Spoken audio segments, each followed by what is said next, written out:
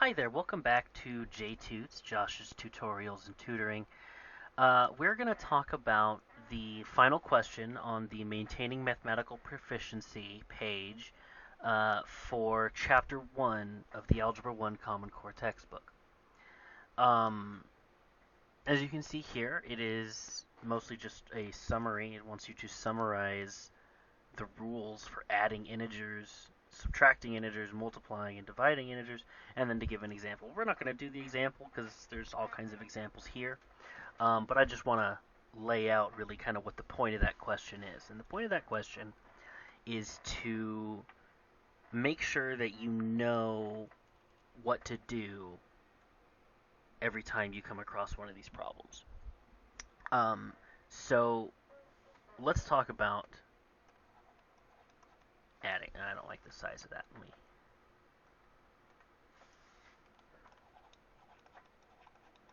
adding integers.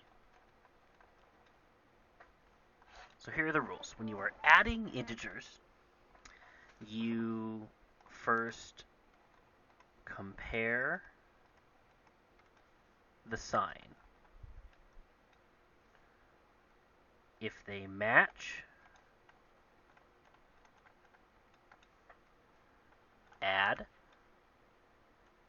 numbers and take the sign. Okay? So if it's two positive numbers, you're going to add them and then use positive as the sign. If it's two negative numbers, you're going to add them and use negative as the sign. If they're different, you're going to subtract numbers, right? However you have to go about that. Remember, you always have to subtract. You have to subtract the bigger number first, the bigger number and then the smaller number. And take the bigger number's sign. Okay? So that's how you add integers. These are the rules that you need to keep in mind. So if you want to copy this down, make a little cheat sheet, I would get like an index card to write all of these rules on, just so you have that reference for you whenever you're doing your math. I'm a big fan of having references.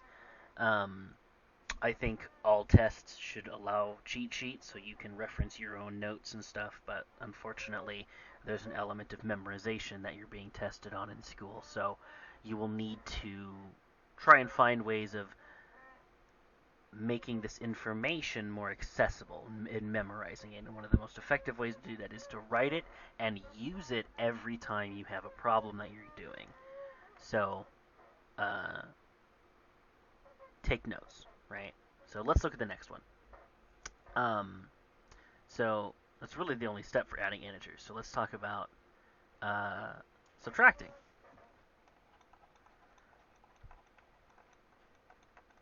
Subtracting integers. So the first step, change it to addition. Change to addition. Okay? So, by changing the sign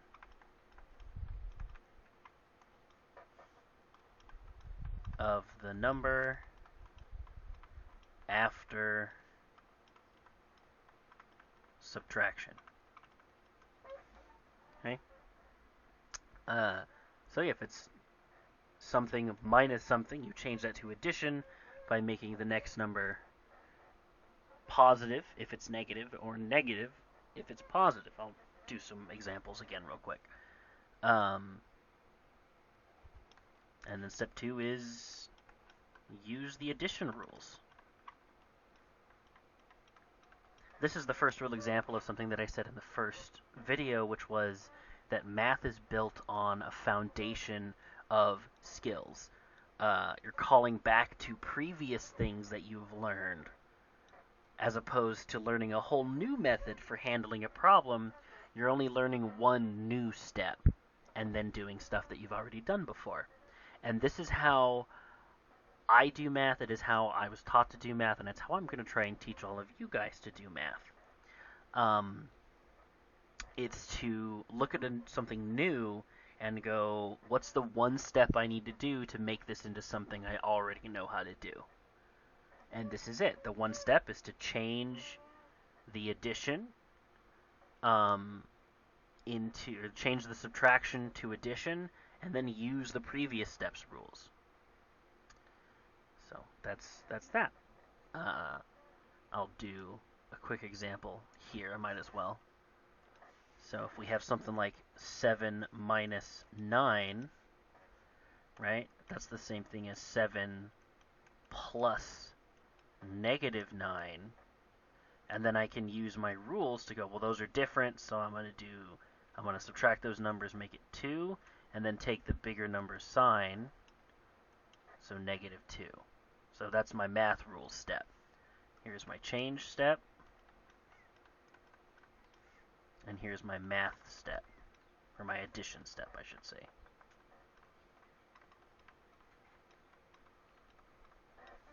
Okay, so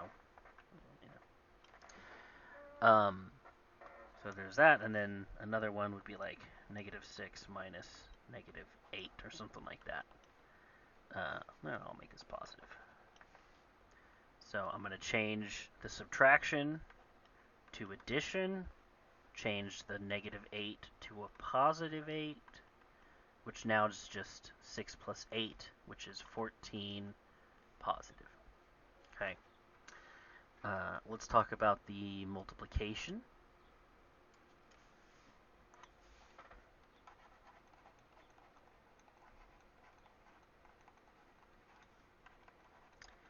And all of these rules are exactly the same for division. So, division 2. So all these rules are the same. So, if it's a positive times a negative, you get a negative. Otherwise, it's just a straightforward multiplication problem. Okay, this is just how to get the correct sign. And then, if you flip those, the rules are the same. So, negative times positive is also a negative, right? And same thing with division. So if this is division, I'm actually going to cheat here. So I don't feel like writing it again. Right? Positive divided by a negative. Then you get negatives again. Right? So again, you can just copy this down. You could even use symbols if you want to instead. You could do, we could write positive times positive equals positive. Negative times negative equals negative. Right? You could do that. And notice this is the, that was incorrect. Negative times negative is positive. Negatives cancel. You could use symbols instead. And again, same thing holds true for division, right? Positive divided by a positive is positive. Negative divided by negative is a positive, because the negatives cancel out again.